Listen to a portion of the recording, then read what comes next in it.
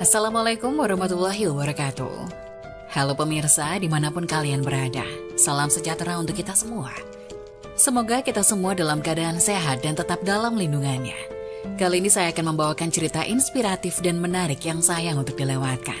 Semoga kisah ini bisa memberikan manfaat dan pelajaran untuk kita semua.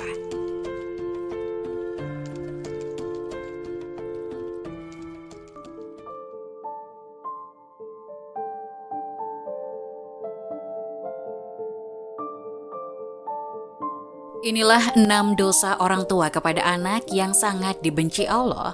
Para orang tua sering tidak sadar. Ternyata orang tua juga bisa melakukan dosa kepada anak dan dibenci oleh Allah. Kadang orang tua tidak sadar dan cenderung mengabaikan dosa besar kepada anak dan dibenci oleh Allah. Dosa orang tua pada anak juga sangat dibenci oleh Allah dan para orang tua harus paham. Agar tidak sering melakukan dosa kepada anak, dosa besar orang tua kepada anak itu sangat dibenci oleh Allah dan sering dianggap sepele oleh para orang tua. Lalu apa saja dosa besar yang orang tua kepada anak lakukan dan dibenci oleh Allah dan sering dianggap remeh oleh para orang tua? Dijelaskan ada 6 dosa besar orang tua kepada anaknya yang sangat dibenci Allah dan jarang disadari orang tua. 1. Kasar pada anak. Dosa besar orang tua kepada anak yang sangat dibenci Allah yang pertama, bersikap kasar terhadap anak. Para orang tua jangan sampai memaki anak dengan sebutan buruk dan tidak sesuai dengan namanya. Hendaknya para orang tua menasihati anak dengan lemah lembut dan penuh kasih sayang. Rasulullah Shallallahu Alaihi Wasallam bersabda, "Sesungguhnya kalian akan dipanggil pada hari kiamat dengan nama-nama kalian dan nama ayah kalian. Maka perbaikilah nama kalian." Hadis riwayat Abu Dawud nomor 4297. 2. Pilih kasih terhadap anak. Sikap pilih kasih yang dilakukan orang tua kepada anak termasuk dosa besar yang sangat dibenci Allah.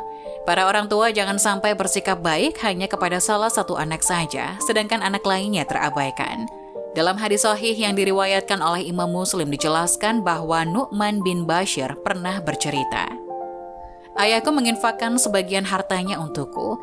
Ibuku Amrah bin Rawaha kemudian berkata, 'Saya tidak suka engkau melakukan hal itu,' sehingga menemui Rasulullah.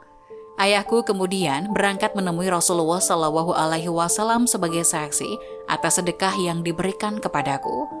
Rasulullah berkata kepadanya, 'Apakah engkau melakukan hal ini kepada seluruh anak-anakmu?' Ia berkata, 'Tidak.' Rasulullah berkata, 'Bertakwalah kepada Allah dan berlaku adillah kepada anak-anakmu.'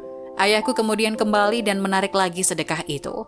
Hadis riwayat Muslim dalam kitab Al-Hibah, hadis nomor 3055. 3. Membanding-bandingkan anak. Kebiasaan orang tua terhadap anaknya yang dianggap sepele, padahal itu termasuk dosa besar dan sangat dibenci Allah. Para orang tua sering membanding-bandingkan anaknya. Sikap ini akan menimbulkan perasaan rendah diri pada anak yang lain. Apalagi jika yang dibandingkan orang tua sesuatu di luar kemampuan anak atau justru kelemahan si anak. Orang tua harus paham setiap anak memiliki kelebihannya masing-masing dan jangan dibanding-bandingkan. 4. Mengekang kebebasan anak. Jangan sampai para orang tua mengekang kebebasan anak, karena itu merupakan dosa yang sangat dibenci Allah. Membiarkan anak bermain adalah salah satu hal yang sangat penting dalam masa pengenalan lingkungan dan menemukan jati dirinya.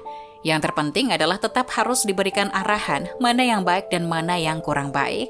Hal tersebut akan menjadikan si anak mampu bergaul dan mendapatkan pelajaran penting mengenai perbedaan. Hindari kekhawatiran yang berlebihan terhadap anak dan harus menjaga keterbukaan anak terhadap orang tua. Hal ini penting ketika anak ada masalah, bisa menyelesaikannya bersama orang tua. 5. Berkata buruk pada anak. Orang tua harus paham setiap ucapan yang keluar dari mulut bisa menjadi doa bagi anak. Hal ini sering tidak disadari oleh para orang tua, di mana sering berkata buruk kepada anak ketika sang anak tidak patuh. Abu Hurairah radhiyallahu anhu berkata, Rasulullah Shallallahu Alaihi Wasallam bersabda, ada 3 doa yang dikabulkan: doa orang yang dianiaya, doa musafir, doa keburukan orang tua atas anaknya. Hadis riwayat Tirmizi nomor 1828. Untuk itu pada saat menasihati anak akan lebih baik jika memberikan perumpamaan dan saran, lalu kembalikan kepada si anak supaya menentukan pilihan. 6. Tidak memberikan pendidikan kepada anak. Orang tua memiliki kewajiban untuk mendidik anak, bukan hanya pendidikan di sekolah, tapi juga pendidikan yang menyangkut segala aspek kehidupan. Misalnya saja pendidikan adab, etika, atau moral pendidikan agama dan pendidikan lainnya yang bermanfaat bagi anak. Jika orang tua mengabaikan pendidikan kepada anak, maka bisa dikatakan anak tersebut layaknya anak yatim, padahal masih mempunyai kedua orang tua. Bekal pendidikan penting diberikan kepada anak untuk bekal di masa depan, baik dunia maupun akhirat. Rasulullah Shallallahu Alaihi Wasallam bersabda, "Ajarilah anak-anakmu sholat saat mereka berusia 7 tahun, dan pukullah mereka bila tidak melaksanakan sholat pada usia 10 tahun." Hadis riwayat Tirmizi nomor 372.